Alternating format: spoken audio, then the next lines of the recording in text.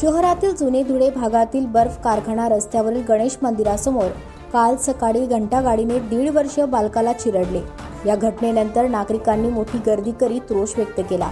चालकाला तात्काळ ताब्यात घेऊन कठोर कारवाईची मागणी केली। दरम्यान आझादनगर पोलिसांनी चालकासह दोघांना ताब्यात घेतले असून गुन्हा दाखल करण्यात आला आहे। जुने धुळे भागातील बर्फ कारखाना रस्ता परिसरात काल सकाळी MH18BG 3996 क्रमांकाची घंटागाडी कचरा संकलित करण्यासाठी आलेली होती। त्या दरम्यान शौर्य मयूर बडगुजर हा 1.5 वर्षीय बालक घराबाहेर खेळत होता। तेव्हा घंटागाडी चालकाने अलगर्जीपणे वाहन पाठीमागे घेताना शौर्य हा घंटागाडीच्या चाकाखाली आला। त्याला काही फुटापर्यंत फरफटत नेले। त्यात तो गंभीर जखमी झाला। घटनेनंतर घंटागाडी चालकासह दोघे वाहन जागीच सोडून पसार झाले। परिसरातील नागरिकांनी बालकाला तात्काळ उपचारासाठी जिल्हा रुग्णालयात दाखल केले असता डॉक्टरांनी त्यास मृत घोषित केले। नागरिकांनी घंटागाडी चालकावर कठोर कारवाई करावी अशी मागणी केली।